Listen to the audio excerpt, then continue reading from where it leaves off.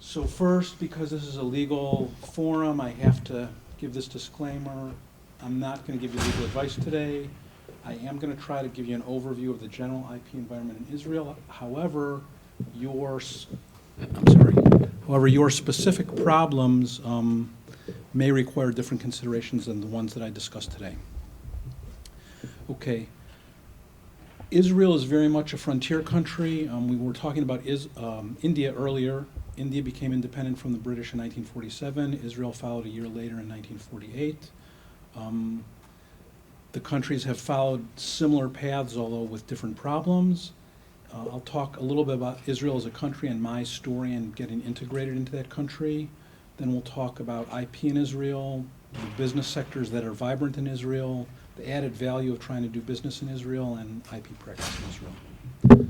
Okay, Israel as a country, much, much smaller than India, about 8.2 million people. That's 96th in terms of country populations around the world. Compared to New York City, it's roughly the same, 8.5 million people in the New York City area. Gross domestic product of 256.2 billion US dollars. That's 52nd in terms of world economies. 10,762 square miles. That's about 40% larger than the area of the state of New Jersey. Okay, why did that? Okay.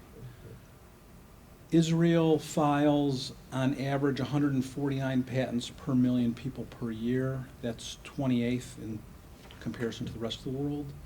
480 patents per $1 billion of GNP. That's 30th relative to the rest of the world. They're 15th in PCT filings as of 2013. And the Israel Patent Office is the 24th in ranking as an office of first filing. David gave this information. I grew up in Cleveland, Ohio. I did a bachelor's degree at Ohio State in agriculture. Moved to Israel about a month after I graduated. Went back to school to do an MSc in agriculture at Hebrew University, followed by a PhD in biochemistry at Hadassah Medical School, which is also part of Hebrew U.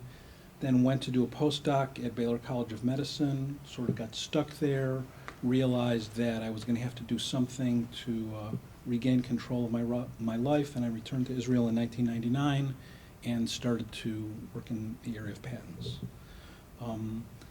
Along the way, I was married, divorced, married, widowed, and married again. I now have 4 children, 3 stepchildren, and 9 grandchildren with 2 more in the works. Okay, so let's talk about IP, which is what we all came here to hear about today. IP in Israel is run by the Israel Patent Office. They handle patents, trademarks, designs.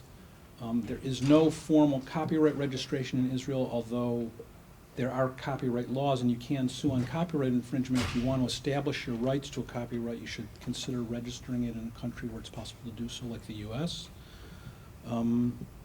We will talk about import IP, which is IP rights that are filed in Israel by foreign entities. Export IP, which is Israelis filing in the US PCT or other jurisdictions, and the types of applicants that are involved in those 2 activities. Okay, the Israel Patent Office. First of all, in Israel, the Patent Office is part of the Ministry of Justice as opposed to the United States, where it's part of the Ministry of Commerce. There's slightly more than 100 examiners. They made a big push in around 2012 to reach that number of 100 examiners because that was the minimum number needed to be certified as an international search authority of the PCT. Israel got that certification in 2013 and now ranks 18th in terms of national stage entries as a receiving office. I'm sorry, I'm going to have to move this a little closer. All right. In the Israel Patent Office, applications per year versus patents granted. Israel has consistently received 6,000 to 7,000 new applications per year. They're currently granting 3,000 to 4,000 patents per year. The red line on the right shows that there's a delta of about 2,000 applications per year there. Who's filing these applications? The dark blue portion of each bar is applications filed by foreign applicants. The light blue portion on the upper part of each bar is applications filed by Israeli applicants. Consistently, about 80% of the applications are filed by foreign entities. I'm not sure if the statistics for 2014 mean that more Israelis filed in Israel or less foreign entities did, but I'm pretty sure it's not a real trend. I think it's just a one-time phenomenon. If we look at who's filing, the blue box shows that Israelis filed a little over 300 applications, compared to Europeans filing close to 1,000 and Americans filing a little over 2,000. Who's doing this activity in Israel? If we look at patents granted to foreigners in 2013 and 14, the top 20 recipients of Israeli patents are all big multinational corporations dealing in chemicals, pharmaceuticals, IT, computer technology, and biotech. Most of the names on this list are probably familiar to you, except for number 17. Biosense Webster is a division of Johnson & Johnson that makes stents. If we look at local IP filings, that is Israeli filings by Israeli applicants, number 1, Iskar makes cutting tools. I'm not sure why they filed so many Israeli applications. Numbers 2 and 7 are technology transfer offices of Israeli universities. Numbers 3, 4, 6, and 8 are defense companies, and they are pretty much obligated to file first in Israel because anything that's related to defense or national security has to be filed first in Israel. The United States has similar rules. Number 9 on this list, ironically, is the Israeli branch of Biosense Webster that we saw in the previous slide. So they are leaders both as foreign filers and local filers. There's a U.S. side of the company and an Israeli side of the company, and both are filing in Israel.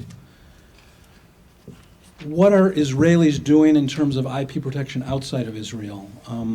In 2013, we had just under 5,500 Israeli PCTs entering the national stage.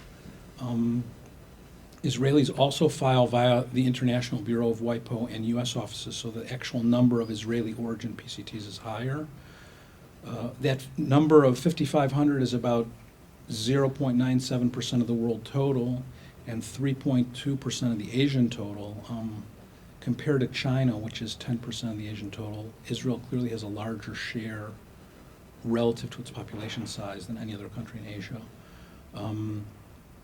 And there were 1,596 PCTs by IL applicants in 2014. That was about 0.7% of the total. Okay. Export of IP from academia to industry. These figures are the most current figures I have in the whole talk. They're from 2016, courtesy of Tamar Raz, Director of the Technology Transfer Office of Hadassah Hospitals. And although academia accounts for only a small portion of the IP in Israel, they're much more willing to talk about what they're doing than the industrial concerns. So there were 628 patents a year in the last year coming from academia, 228 active companies that had been born of academic IP, 3,549 active technologies. I'm not sure exactly what that term active technologies means. 186 commercialization agreements finalized, and 256 startup companies initiated in the year ending most recently. If we look at how Israelis export their IP rights around the world, one indicator is the number of national stage applications that they filed from their PCTs. Israel, it's the arrow on the left, has an average of 3.9 national stage filings per country. The United States has a slightly lower number, 3.1. I think that discrepancy is probably because of a lot of Americans go into the United States without using the PCT mechanism. It's probably really about the same, so Israel is on a par with the United States in this factor. Types of applicant, or Israelis cooperating with foreign entities. The arrow on the left is Israel, the one in the middle is the United States, and the one on the right is China. So although the amount of applications with foreign applicants is low, Israel had about 5%. They're 2 and 3 times more likely to have foreign applicants on their applications as the Americans and the Chinese, respectively. The types of applicants, in each bar, the business sector is the big red section at the bottom. Individual investors are the pink section of the bar. University investment is the dark blue, and government investment is the light blue. Israel has a profile that's not that different from the United States and most other developed countries. In other words, the bulk of the investment driving IP is coming from the business sector. So, what are the sectors of business in Israel that are really driving all this IP development? Everybody knows about high tech. Med tech is also a very active business sector, whether it's devices or diagnostic assays. Biotech, also very active. Pharmaceuticals and chemistry. Everybody knows about Teva Pharmaceuticals, which is now no longer an Israeli company. It's the biggest drug company around the world.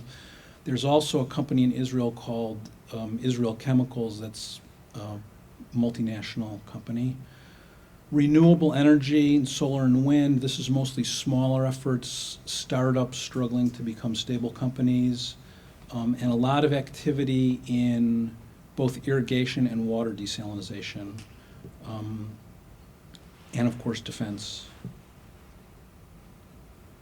So where is the added value in doing business in Israel? Chutzpah, how many people have heard that word or used it themselves? Okay, who knows what it means? Anybody? The origin of the word? I know. Oh, the origin, I don't know. The origin. Chutz is outside in Pez mouth. So chutzpah is literally things that come out of your mouth. And Israelis have developed this into an art. And it permeates every sector of life in Israel, including business. That means that Israeli employees are far more likely to argue with their bosses than people in other places. I've actually encountered delegations from China that come to Israel to try to recruit people from Israel to come back to China to teach people how to disrespect their bosses. Because the Chinese are very interested in becoming a technology development entity as opposed to copycats, and they see in Israel the key to doing this. Okay. Another kind of added value is the very short distance between research centers. All the distances on this slide in terms of time are driving time between cities. So that means that the entire country is basically one greater metropolitan area. I have lived in Jerusalem and worked in Tel Aviv, made that commute every day. It's not fun, but it's doable. And with the augmentation that you have from various types of VPN and internet connections, you don't necessarily have to be face-to-face with the other people in your work group every day. There's a kind of an innovative mindset. I heard the phrase Startup Nation mentioned earlier today. I wasn't going to use it, but it's out there, so we'll just acknowledge it. It's very difficult to compartmentalize or quantitate, but there is a tendency among Israelis to think outside the box. I think it may be the result of generations of evading persecution. Most of the people who live in Israel come from other places, which leads to the fact there's a very diverse population. There's large immigrant populations from North Africa, Yemen, Iran and Iraq, France, the US, Australia, South Africa, the former USSR, and Ethiopia. This means that almost any project that's being worked on, you have a diverse work group, a lot of interaction from people with different attitudes and different life experience, makes things very vibrant. Okay, so now we're going to get back to the main focus of this talk, which is IP practice in Israel.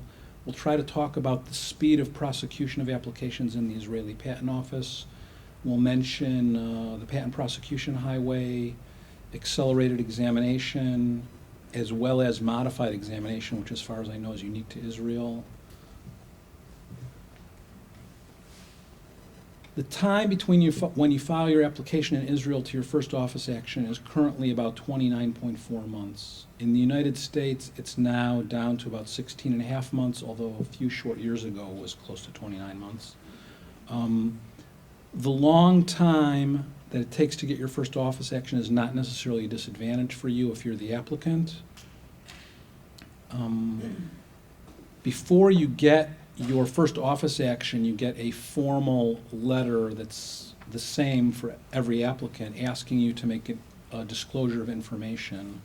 And that gives you an opportunity to amend your claims if you choose to do so, and that can be an opportunity to enter the patent prosecution highway and/or the modified examination procedure.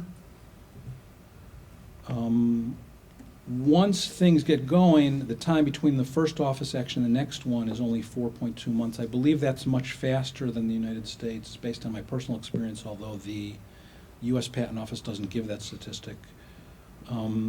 There's no compact prosecution in Israel. I don't know how many of you have had the experience of, after your second office action, having to pay money again for continued prosecution.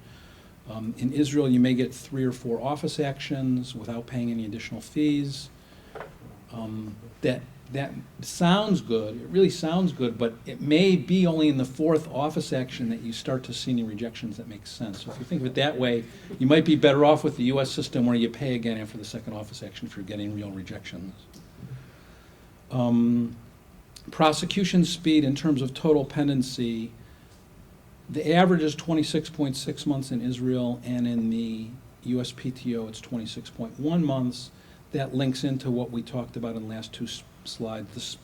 The time between office action in Israel tends to be low, and you may get a few in quick succession. The patent prosecution highway, how many people have heard of that? Anybody? Okay. The patent prosecution highway is a mechanism that allows you to request to go to the front of the line for examination based on the fact that you got claims allowed in your office of first filing. So the United States has PPH agreements with many, many countries.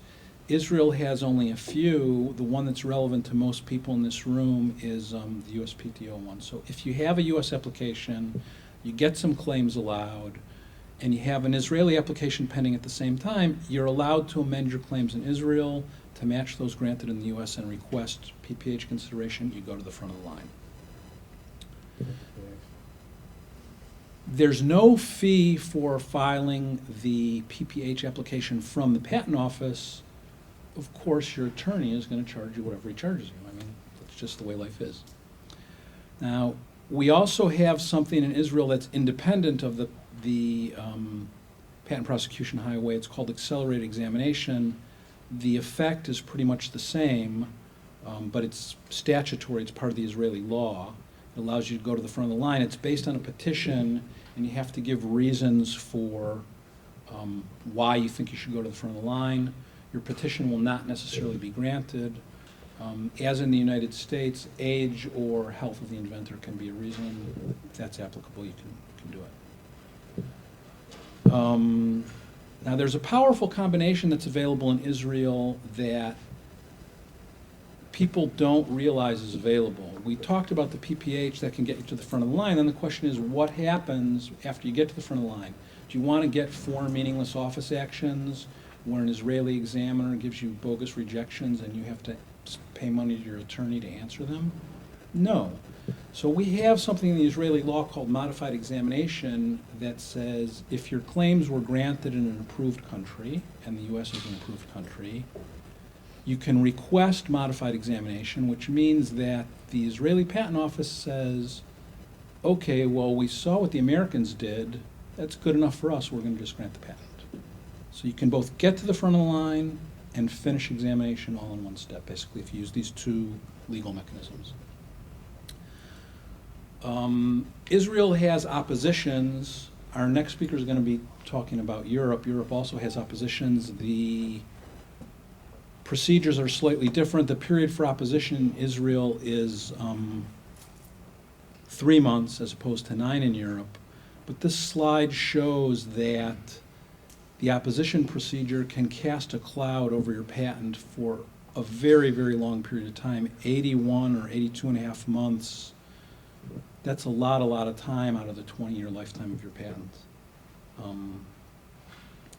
Oppositions, though, are typically filed in less than 1% of cases in Israel, and in some technologies areas it can be even lower than that. Okay. If you want to do business in Israel, what are the chances that you'll have freedom to operate issues? This slide shows that there's only 25,000 patents in force in Israel as opposed to 2.4 million in the US. That means that freedom to operate issues are less likely to occur in Israel. Of course, if you have a freedom to operate problem, the statistics don't matter to you. You have the problem that you have.